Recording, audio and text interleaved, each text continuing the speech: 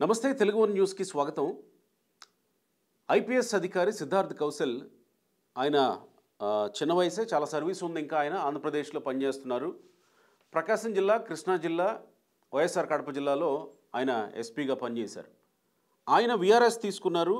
ఆయన వీఆర్ఎస్ తీసుకోవడాన్ని వైసీపీ సాక్షి పత్రిక ఈ ప్రభుత్వ వేధింపుల వల్ల, ఈ ప్రభుత్వం వేధింపులు తట్టుకోలేక ఆయన వీఆర్ఎస్ తీసుకొని వెళ్ళిపోతున్నాడు. అలాంటి పరిస్థితిని ఒక ఐపీఎస్ అధికారికి కల్పించింది ఈ ప్రభుత్వం అనేది ఒక ప్రచారాన్ని తెర మీదకి తీసుకొచ్చారు. అయితే ఆయన ఆ ప్రచారాన్ని ఖండిస్తూ, నేను వీఆర్ఎస్ తీసుకుంటున్నాను తెలిసిన తర్వాత కొన్ని ప్రచారాలు ఇలా జరుగుతున్నాయి, వాటిని ఖచ్చితంగా అవన్నీ తప్పుడు ప్రచారాలు, నేను మనస్ఫూర్తిగా మా ఇంట్లో వాళ్ళని అడిగే, వాళ్ళ నిర్ణయంతోనే, వాళ్ళ సమ్మతితోనే నేను పర్సనల్ గ్రౌండ్స్ మీద వీఆర్ఎస్ తీసుకుని వెళుతున్నా అనేది ఆయన నిన్న లెటర్ రాశారు. చాలామంది చూసే ఉంటారు ఆయన లెటర్ కూడా. పక్కన బాక్స్లో కనబడుతుంది, చూడండి. రైట్, ఆయన చాలా క్లియర్గా, recently certain reports have attempted to falsely link my resignation on alleged harassment or external pressure. I wish to state unequivocally that such claims are completely baseless and misleading. My decision is entirely independent, personal and voluntary. చాలా క్లియర్గా ఆయన చెప్పుకొచ్చాడు. ఇది ఒక రకంగా అలాంటి ప్రచారాలు చేస్తున్న వాళ్ళకి చెంపపెట్టు. కానీ ఇప్పుడు ఏమి మళ్ళీ కొత్తగా ప్రచారంలోకి తీసుకొచ్చారంటే, ప్రస్తుత కూటమి ప్రభుత్వం ఆయన డీజీపీకి వీఆర్ఎస్ రెసిగ్నేషన్ సమర్పించినా కానీ ఈయన ఇలా ఒక లెటర్ని బయటికి పంపించకపోతే మీ రాజీనామాను ఆమోదించాం అని డీజీపీ వైపు నుంచి ఒత్తిడి తీసుకొచ్చారు. అందుకే ఆయన ఈ లెటర్ రాయాల్సి వచ్చింది సిద్ధార్థ్ కౌశల్. లేదంటే సిద్ధార్థ్ కౌశల్ ఉండేవాడు.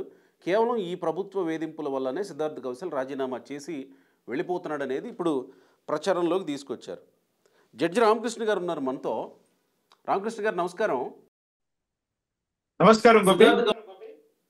సిద్ధార్థ్ కౌశల్ వీఆర్ఎస్ తీసుకొని వెళ్ళిపోతున్నారు. సహజంగా ఐపీఎస్ అధికారులకి లేదా ఏ అధికారులకైనా ఈ అవకాశం, ఈ వెసులుబాటు ఉంటుంది చట్టంలో, వీఆర్ఎస్ తీసుకునే వెసులుబాటు. ప్రభుత్వం వేధింపుల వల్లనో లేకపోతే ఆయన ఇక్కడున్నటువంటి పరిస్థితులు తట్టుకోలేకనో, ఒక రకంగా రాజకీయ ఒత్తిడులు ఉన్నమాట వాస్తవం.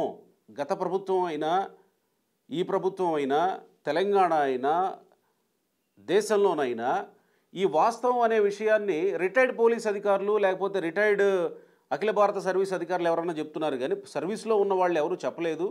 బట్ చర్చల్లో వస్తున్నది వాస్తవం. పోలీస్ అధికారుల మీద ఒత్తిడులు ఉంటున్నాయి అనేటువంటి మాట. అయితే సిద్ధార్థ్ కౌశల్ రాజీనామా చేసిన నేపథ్యంలో ఆయన ఎక్కడ నేను ఒత్తిడికి లోనయ్యానో, లేకపోతే నా మీద ప్రెషర్ ఉందనో, లేకపోతే నన్ను వేధింపులకు గురి చేసిందనో ఎక్కడ ఆయన కారణాలు చూపించలేదు. కేవలం పర్సనల్ గ్రౌండ్స్ మీద మాత్రమే నేను వీఆర్ఎస్ తీసుకుంటున్నానని చెప్పిన దాన్ని ఇలా ప్రచారం చేయడాన్ని ఎట్లా చూడాలి? గోపి గారు, ప్రతిదీ రాజకీయమే. అది ఒక ఐపీఎస్ కావచ్చు, ఒక ఐఏఎస్ కావచ్చు, ఒక జడ్జి కావచ్చు, మరి ఇంకా ఏ అధికారి అయినా కావచ్చు, చివరకు టీచర్ అయినా కావచ్చు, ప్రతిదీ రాజకీయమే. అసలు రాజకీయాలకు అనర్హత అంటూ ఏముండదు అని ఎప్పుడో ఒక సినీ కవి కూడా చెప్పేశాడు. ఇక్కడ వైసీపీ నాయకులు చేసేటువంటి రాజకీయాలకి అడ్డు అదుపు లేదు. వాళ్ళకు ఇది మంచిదా, ఇది చెడ్డదా, ఇది నిజమా అబద్ధమా అన్న తారతమ్యము లేదు.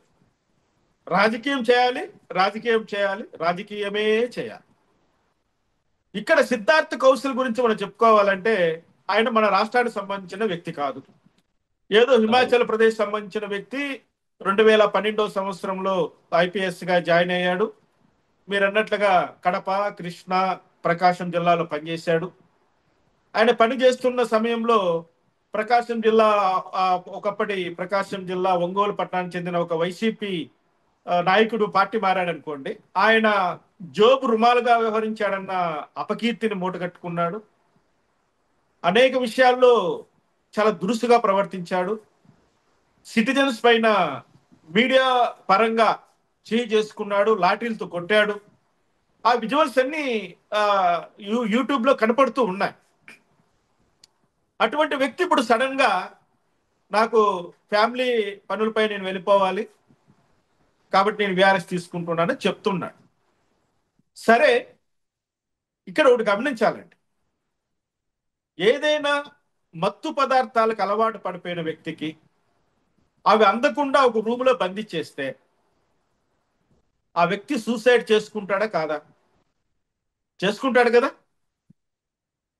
అలాగే అవినీతికి అలవాటు పడిపోయిన అధికారులకి అవినీతి సొమ్ము చేతుల్లో పడకుండా ఒక మూల కూర్చోబెట్టేశారనుకోండి ప్రభుత్వం వాళ్ళకి ఇంకా ఏమీ తోచదు, పిచ్చి పిచ్చి నిర్ణయాలన్నీ తీసుకుంటారు.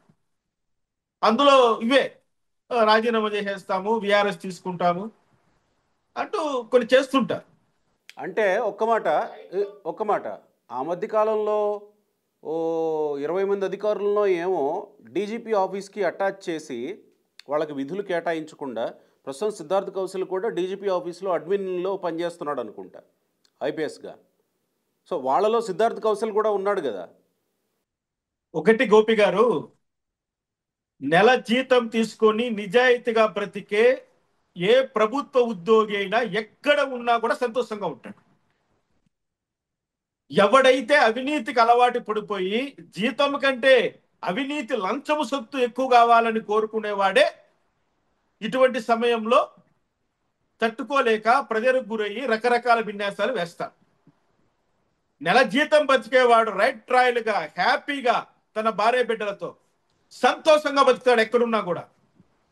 నువ్వు చింతపల్లి అడవులకు ట్రాన్స్ఫర్ చేస్తావా, అన్నవా దీవులకు ట్రాన్స్ఫర్ చేస్తావా, మంచినీళ్లు దొరకని ఎడారిలో పడేస్తావా, నా నెల జీతం నాకు వస్తే చాలు నేను బతకాలనేటువంటి నిజాయితీ పరులు ఎక్కడున్నా బతుకుతారు. 21 మందికి పోస్టింగ్లు ఇవ్వలేదు, 141 మందికి సరైనటువంటి అవకాశాలు కల్పించలేదు, ఐజీ స్థాయి అధికారులు కూడా జైలుకి వెళ్ళారు, కేసులు ఎదుర్కొంటున్నారు. ఈ పాపాలన్నీ ఎవరు చేశారు?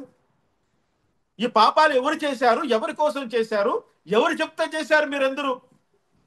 మీరు పాపాలు చేశారు కదా, అన్యాయం చేశారా లేదా? మీరు అధికారులుగా ఉన్నప్పుడు మీ చేతిలో విచ్చలవిడిగా లాఠీలు తిరిగినప్పుడు, మీరు విచ్చలవిడిగా మీరు ప్రవర్తించినప్పుడు ఆ రోజు మీకు గుర్తుకు రాలేదా మంచితనం అనేది, మానవత్వం అనేది, మనిషి పడే కష్టాలు?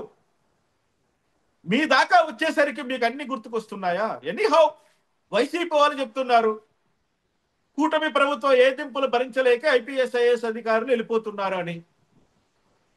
అవి వేధింపులు కాదు, అవి విచారణలు. మీ తప్పుల పైన విచారణలు అంతే. అవి ఎలా వేధింపులు అవుతాయి? అంటే దొంగను పట్టుకొచ్చి వాడి దగ్గర రికవరీ చేయడం వేధింపు అవుతుందా మీ ప్రకారము? మరి దొంగను పట్టుకోకుండానే రికవరీలు అవుతాయా? సాధ్యమేనా? దొంగ సొత్తు రికవరీ అవుతుందా? మరి పట్టకస్తేమో వేధింపులంట. అలా దొంగలను వదిలేస్తే సమాజము ప్రజలకు భద్రత ఉండదు అంట. మరి ప్రభుత్వాలు ఏ విధంగా పని చేస్తే బాగుంటాయి? వైసీపీ వాళ్లకు జగన్మోహన్ రెడ్డి చేసినట్లుగా చేయాలి. ఒక్కొక్క ప్రాంతాన్ని ఒక్కొక్కరికి రాసిచ్చేయాలి, సామంతులను పెట్టుకోవాలి. మాత్రము ప్యాలెస్ లో కూర్చోవాలా? సామంతులంతా కప్ప వసూలు చేసి ఆయనకు చేర్చాలి, నోట్ల కట్టలన్నీ రూములు నిండిపోవాలి. ఇక్కడ ఏ ఐపీఎస్ ఆఫీసర్ అయినా, ఏ ఐఏఎస్ ఆఫీసర్ అయినా తన సర్వీస్ రూల్కు విరుద్ధం కానంత వరకు మంచి ఆఫీసరే. ఆయన ఎలా వర్క్ చేశాడో ఆయనకు తెలుసు, ఆయన చేతిలో చావు దెబ్బలు తిన్న వాళ్ళకు తెలుసు, అందరికీ తెలుసు. ఇప్పుడు ఆయన ఒక హీరో చేయాలని వైసీపీ వాళ్ళు చూస్తున్నారు. ఆయనంటే గూండాలు కడల్, రౌడీలు కడల్. నేను ఒకటి అడుగుతా, గూండాలు ఎవరు, రౌడీలు ఎవరు? మీరు పేరు పెట్టినవాడు గూండా, మీరు చెప్పినవాడు రౌడీ, అంతే కదా? నరహంతకుడు కూడా మీ దృష్టిలో గౌతమ బుద్ధుడు అయినప్పుడు మీరు పెట్టిన పేరే కదా వాళ్ళకి వర్తిస్తుంది. నువ్వు పలానా వాడు రౌడీ అంటే వాడు రౌడీ అయిపోతాడు, నువ్వు పలానా వాడు గుండా అంటే వాడు గుండా అయిపోతాడు.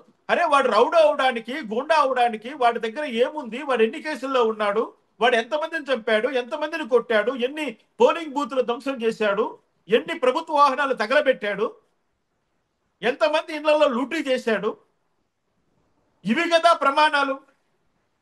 ఎవరైనా రౌడీ అనడానికి, గుండా అనడానికి. అదేమీ ఉండదు మీ దగ్గర. మేము ఒకటి అడుగుతున్నాం, ఈ ఐపీఎస్ ఆఫీసర్ ఏ జిల్లాలో ఏ మంచి పని చేశారో చెప్పండి, అది చెప్పండి, పేరు పెట్టి చెప్పండి. రౌడీలను అణచేశాడు, గూండాలను తొక్కేశాడు, సమాజంలో శాంతి భద్రతలు కాపాడాడు, మహిళలకు రక్షణ కల్పించాడు, దిశ యాప్ను క్లియర్ గా అమలు చేశాడు, సైబర్ నేరాలు లేకుండా చేశాడు. ఇవి వద్దు. ఈ పలానా సైబర్ నేరంలో ఒక 10,000 కోట్లు నష్టపోయిన బాధితులకి రికవరీ చేసి ఇచ్చాడు, ఆ క్లెయిమ్ చెప్పండి. పలానా అమ్మాయి కిడ్నాప్ అయితే వెంటనే ట్రేస్ అవుట్ చేయించి వాళ్ళ తల్లిదండ్రులకు అప్పగించాడు, ఆ చెప్పండి. అది చెప్పరు, అది చెప్పరు. చెప్పేదేంటి? అది చేశాడు, ఇది చేశాడు, తోపు తొక్కు తొమ్మ. మరి అట్లా వాడు ఎందుకు ఈరోజు పారిపోతున్నాడు? 39 సంవత్సరాల యువకుడు ఎందుకు భయపడి విఆర్ఎస్ ఇస్తున్నాడు చెప్పండి. అంతగా భయపడిపోయాడు, అంత కండలు తీరిన వీరుడే ఐపీఎస్ ఆఫీసర్లకు ఈ లావులు ఉన్నాయి కండలు చూస్తుంటే, ఆ బాడీ చూస్తుంటే, ఫిట్నెస్ చూస్తుంటే. అంత బాడీలో ఇంత గుండెకాయ బలహీన పడిపోయిందా? ధైర్యం లేదా నీ గుండెలో? ఎదుర్కోలేవా? ఒకవేళ నీ ఫ్యామిలీ సమస్య అంటున్నా, ఓకే రైట్, ఆ మాట అనట్లే. నేను ఇంకా ప్రజలకు సేవ చేస్తాను అంటుంటా, అది పెద్ద కర్మ, అది మన దౌర్భాగ్యం. సర్వీసులో ఉన్నన్నాళ్ళు ప్రజలను జలగల పట్టినట్లు పట్టి వాళ్ళ రక్త మాంసాలను తినేసి ఈ పోలీస్ అధికారులు మళ్ళీ విచిత్రమేంటో ప్రజాసేవ అంటూ మళ్ళీ బయట వచ్చేస్తారు. ప్రజలకు సేవ చేస్తాడంట ఇంకో మార్గంలో. రైట్. అంటే అది ఇంకో సబ్జెక్ట్ అవుతుంది. నేనేమంటున్నానంటే ఇక్కడ ఒకవేళ ఈ ప్రభుత్వం వేధించింది అని చెప్పుకోవడానికి, లేదా మొదటి నుంచి పిఎస్ఆర్ ఆంజనేయుల విషయంలో కానీ, క్రాంతి రాణా టాటా విషయంలో కానీ, తాతా విషయంలో కానీ, విశాల్ గున్ని విషయంలో కానీ, వీళ్ళ మీద కాదంబరి జత్వాని కేసు విషయంలో సస్పెండ్ అయ్యారు. ప్రస్తుతానికి పిఎస్ఆర్ ఆంజనేయులు జైలు శిక్ష కూడా అనుభవించాడు. కాబట్టి వీళ్ళకేమన్నా ఒక అవకాశం ఉంటుందేమో కదా ప్రభుత్వ వేధింపులు అని చెప్పడానికి. అంటే ఒకవేళ అది కేసు ఉన్నప్పటికీ వేధింపులు అనడానికి ఒక మాట అవకాశం ఉంటుందేమో. కానీ ఇతని మీద అలాంటి చర్యలు ఏమీ జరగలేదు కదా, వేధింపులు ఎక్కడ కనపడుతున్నట్టు? ఇంకా పోనీ ఒకవేళ వేధింపులకు గురైన వాళ్ళైతే సీతారామాంజనేయులు, విశాల్ గున్ని, క్రాంతి రాణా తాత వీళ్ళు కదా రాజీనామాలు చేయాల్సింది. సిద్ధార్థ్ కౌశల్ ఎందుకు చేస్తున్నాడు? ఇక్కడ ప్రతి అంశాన్ని తనకు అనుకూలంగా ఎలా మార్చుకోవాలో జగన్మోహన్ రెడ్డికి వెన్నతో పెట్టిన విద్య. ఇప్పుడు దళిత సింగయ్య కేసు హాట్ టాపిక్ గా నడుస్తోంది. దాన్ని డైవర్ట్ చేయాలంటే ఏం చేయాలి? ఏదో ఇంకో సబ్జెక్ట్ తీసుకురావాలి. ఆ సబ్జెక్ట్ ఏంటి? ఒక పోలీస్ ఆఫీసర్ అయ్యాడు, అంతే.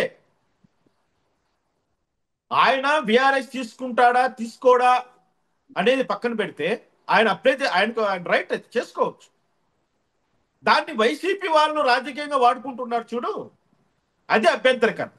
అంటే ఇన్ని రోజులు వైసీపీ పార్టీకి తొత్తుగా వ్యవహరించిన ఆఫీసర్ ఈరోజు వెళ్ళిపోతుంటే వైసీపీ వాళ్ళు బాధపడుతున్నారు. సాక్షి పత్రిక దాన్ని హైలైట్ చేస్తూ వస్తోంది.